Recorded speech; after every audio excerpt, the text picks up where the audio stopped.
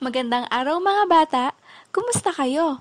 Handa na ba kayong makinig sa bago nating aralin?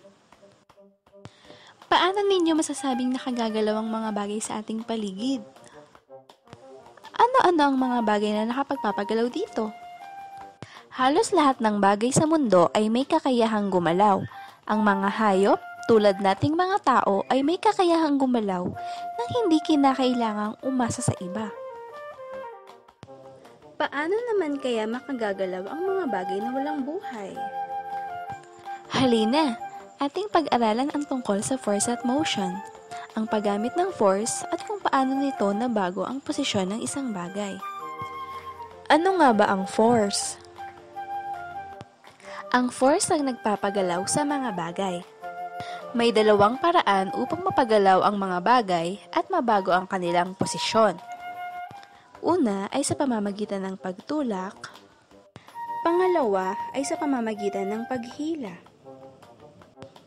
Ang pagtulak at paghila ay maaaring makapagpagalaw o magpahinto ng isang bagay.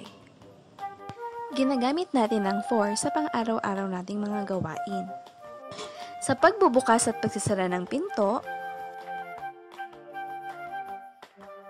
sa pagpindot ng switch ng ilaw upang sumindi ito, sa pagsusuot ng medyas at sapatos,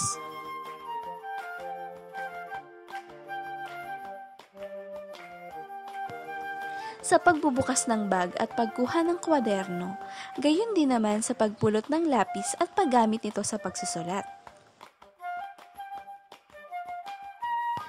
Makikita din natin ang paggamit ng force sa labas ng bahay, halimbawa na lang sa palaruan.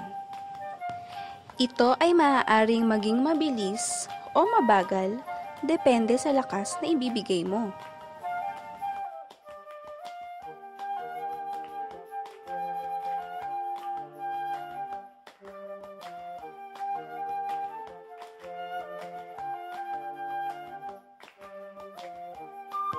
Halimbawa, sa pagbibisikleta, maaari nating bilisan ang takbo nito sa pamamagitan ng pag-apak o pagtulak sa pedal ng mas malakas at pahintuin naman ang takbo sa paghila ng preno.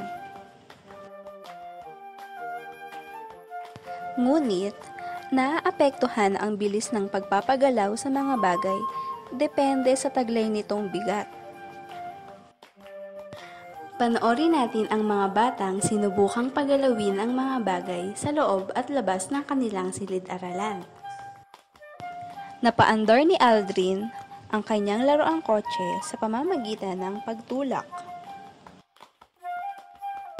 Sa paglalaro ng magkaibigang Dennis at Aldrin ng karera ng kotse, napansin nating mas mabilis at mas malayo ang narating ng kotse ni Dennis kaysa kay Aldrin dahil mas malakas ang puwersang inilabas dito ni Dennis.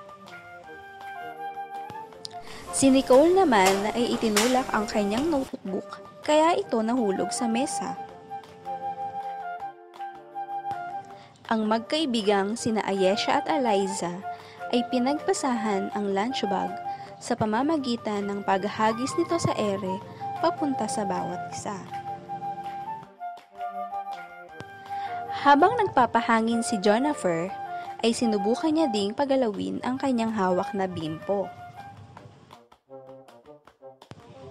Inutusan si Althea ng kanyang guro na ibalik ang upuan sa mesa at ito ay kanyang nagawa sa pamamagitan ng paghila at pagtulak. Bukod sa paghila at pagtulak, paano mo pa mapapagalaw ang isang bagay? Narito ang iba pang bagay na may force at nakapagpapagalaw. Hangin, tubig, at magnet. Halimbawa ng mga bagay na naililipad at natatangay ng hangin. Mga tuyong dahon, damit sa sampayan, saranggola, at iba pa. Heto naman ang mga bagay na naaanod at napapagalaw ng tubig. Mga taong mahilig at marunong sa sports na surfing.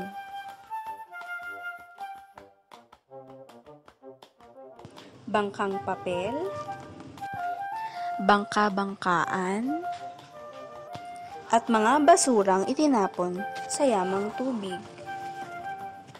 At narito naman ang mga bagay na napapagalaw at dumidikit sa magnet. Ito ay mga bagay na gawa sa metal tulad ng paperclip, keychain, pako, pardible, staples, at iba pa.